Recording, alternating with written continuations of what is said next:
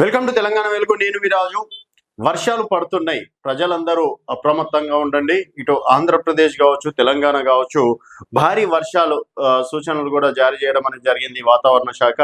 So ప్రజలందరూ తగిన జాగ్రత్తలు తీసుకోవాలి. సో ఎక్కడెక్కడ ఏ విధంగా ఉంది వాతావరణ పరిస్థితులు అనే దానిపైన కూడా వాతావరణ శాఖ జారీ చేయడం అనేది జరిగింది.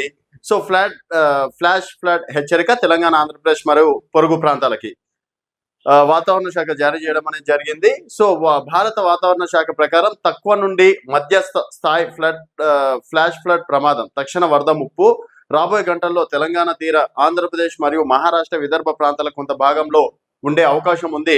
సో ఇక్కడ ఆంధ్రప్రదేశ్ లో చూసుకున్నట్టయితే మొంతా తుఫాను వల్ల దాదాపుగా 4 రోజుల నుంచి రాష్ట్రం అంతా అతలాకుతలమైనటువంటి పరిస్థితి. సముద్ర తీరంలో ఉన్నటువంటి ముఖ్య ప్రాంతాలలో అక్కడ పంటల విషయంలో కావచ్చు, తర్వాత జనాలు కూడా బయటికి రాని పరిస్థితి, వారికి సురక్షమైన ప్లేస్ కి కూడా తరలించడం అనేది కూడా జరిగింది. సో ఇంకా తెలంగాణలో చూసుకున్నట్టయితే నిన్నటి నుంచి ఈ అంటే వాతావరణ ముప్పు ప్రాంతాలను కూడా కొంతవరకు గుర్తించడం అనేది జరిగింది.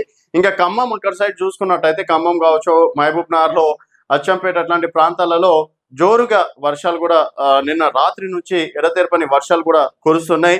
ఇంకా తెలంగాణలో చూసుకున్నట్టయితే ఆదిలాబాద్ కావచ్చు, నిర్మల్, నిజామాబాద్, జగిత్యాల, కామారెడ్డి, కరీంనగర్, సిద్దిపేట, వరంగల్ అర్బన్, వరంగల్ రూరల్, జనగాం, యాదాద్రి, భువనగిరి, మహబూబాబాద్, అలాగే మెదక్, మేడ్చల్, మల్కాజ్గిరి, పెద్దపల్లి జిల్లాలకి ముప్పు ఎక్కువగా ఉన్నట్టు కూడా వాతావరణ శాఖ చెప్పడం అనేది జరిగింది. తర్వాత సంభవించే ప్రభావం ఏ విధంగా ఉంటుంది అనే దానిపైన కూడా ఒక క్లారిటీ ఇవ్వడం అనేది జరిగింది. తక్కువ ఎత్తు ప్రాంతాలు మరియు నీరు నిలిచే భూముల్లో జలములుగులు, నీటి నిల్వ, రహదారులపై నీరు చేరడం జరగవచ్చు. అలాగే తదుపరి 6 గంటల్లో తీర ఆంధ్రప్రదేశ్ లో మరియు తదుపరి 24 గంటల్లో తెలంగాణ, విదర్భ, మరాఠవాడలో తీవ్ర వర్షపాతం వల్ల నీరు నిలిచే అవకాశం ఉందని చెప్పేసి కూడా చెప్పారు. ప్రజలకు సూచనలు కూడా చేయడం అనేది జరిగింది. వరద ప్రభావిత ప్రాంతాలకు వెళ్లకుండా ఉండడం మంచిది. ఉదయం ఒక వీడియో చూసినా అక్కడ డీసీఎం అక్కడ అంటే ప్రజలు వద్దని చెప్పినప్పటికీ ఒక డీసీఎం కూడా రోడ్ క్రాస్ చేసే పనిలో కొట్టుకుపోయినటువంటి పరిస్థితి. సో వరద ప్రభావిత ప్రాంతాలకి ఒక 2 రోజులు మీరు మీ యొక్క ప్రయాణాలని వాయిదా వేసుకుంటే మంచిది. అలాగే వాగులు, కాలువలు, చెరువుల దగ్గర తిరగవద్దని చెప్పేసి వాతావరణ శాఖ హెచ్చరించడం అనేది జరిగింది. ప్రయాణం ముందు వాతావరణ సమాచారం తెలుసుకోండి. రైతులు పంటలు, పశువులని సురక్షిత ప్రదేశాలకు తరలించండి. స్థానిక అధికారులు అత్యవసర సిబ్బందిని సిద్ధంగా ఉంచాలని కూడా సూచించడం అనేది జరిగింది.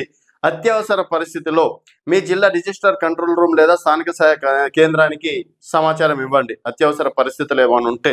అలాగే ఐఎండి మరియు రాష్ట్ర విపత్తు నిర్వహణ శాఖ HDMA నుంచి జారీ అయ్యే తాజా సమాచారాన్ని పాటించడం ఇంపార్టెంట్ అని చెప్పేసి అంటున్నారు.